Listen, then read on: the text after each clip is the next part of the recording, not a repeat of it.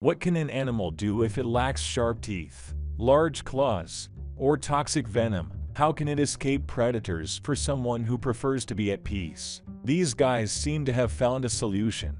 They've gone to the mountains. Today's video is about mountain goats. I present to you this beautiful goat with large horns, an alpine ibex, or wild goat of the Alps, living in the high altitudes. Yes, and this is the natural habitat for ibexes and other wild goats. Even domestic goats don't mind climbing, as they are descendants of the wild bearded goat.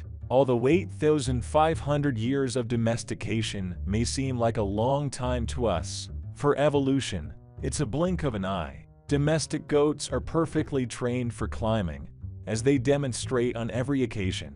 The mountain goat lives at great heights, between 1 and 3,500 meters above sea level. In many cases, it's a harsh region where only rocks and sparse vegetation are underfoot. However, there aren't many predators daring to approach places where paths are as narrow as matchboxes. Desire alone is not enough. Serious physical training is also required. Although mountain goats can weigh up to 100 kilograms, they are true climbing masters. Their bodies are slightly flattened on the sides, making them more agile when pressing against rocks. Additionally, goats have well-developed pectoral muscles that perfectly control their legs, which can easily move not only forward but also upward. But most interesting are their hooves.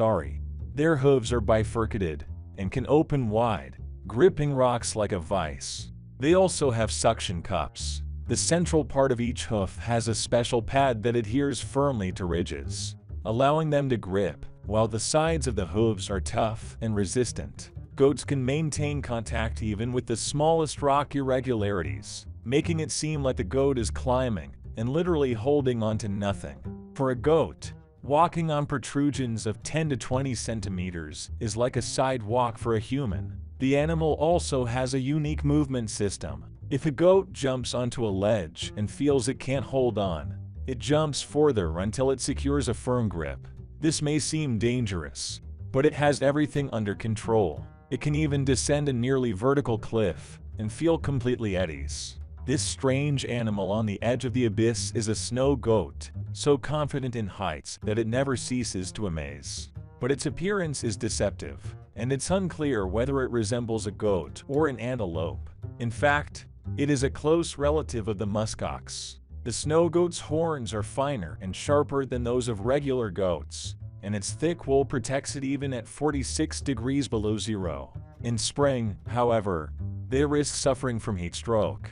Goats can't sweat and, like dogs, have to breathe to cool down, but they are excellent climbers, and these skills develop from birth. Goats follow their mothers from infancy, and if you don't want to fall behind, you have to forget about fear and climb the rocks ahead. But sometimes, they do quite unusual things. This goat decided to climb, almost without ledges, up a steep wall. It's a huge prey, and the goat is already high up, not climbing alone. A baby goat is climbing with it. But why do these animals risk their lives? It's all about salt. The stones used to build the dam are rich in salt, and goats often pass by them to refresh themselves with this essential mineral for proper brain function and various bodily processes. That's why these salt lovers can often be found at the dam. It all looks very terrifying, of course, but not for the goats. They can walk on the dam as if it's not a dam. They can even find salt on the roads, making these snow goats clever mountaineers who know how to jump without much of a run-up. They are not ashamed to pick fights with other goats in the mountains, and sometimes you can see these battles. Listen to that sound. These fights are dangerous because one of the fighters may fall, although their agility knows no bounds. Afterward, they can conquer females. This is how alpine ibexes do it, though it's not known to what extent sticking out the tongue helps in this case. But apparently, it has its meaning. It's challenging to catch such fast animals, especially in their territory, even for an experienced mountain hunter like the snow leopard. Ibexes are very cautious and flee quickly. It's tough to catch such a large prey, even though leopards are not usually inferior to goats in agility, and sometimes manage to get their trophies.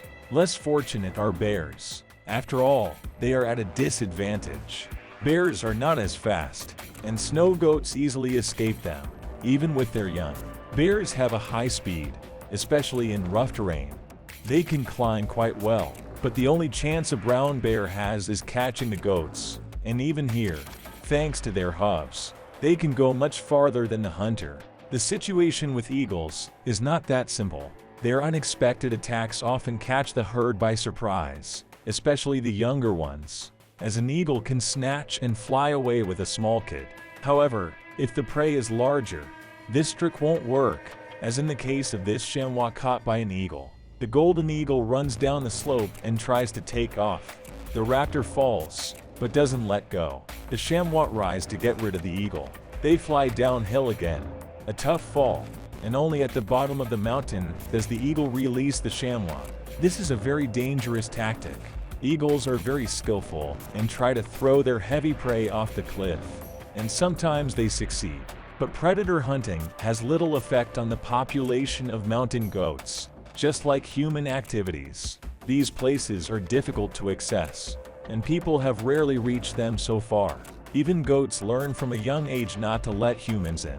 However, they are powerless against nature. Avalanches claim more lives of mountain goats than all predators combined. For example, these ibexes get trapped in an avalanche that covered half the herd hesitating on the cliff. The rest managed to escape imminent death. But look, the avalanche has stopped, and from the snow, the goats covered in white emerge. This time, they were very lucky, and this is what goats do when there are no mountains. This tree is called argan or prickly juniper, and as you can see, it's covered in thorns. But Moroccan goats aren't afraid at all. It's their favorite snack, a fleshy fruit similar to plums. Shepherds don't drive them away.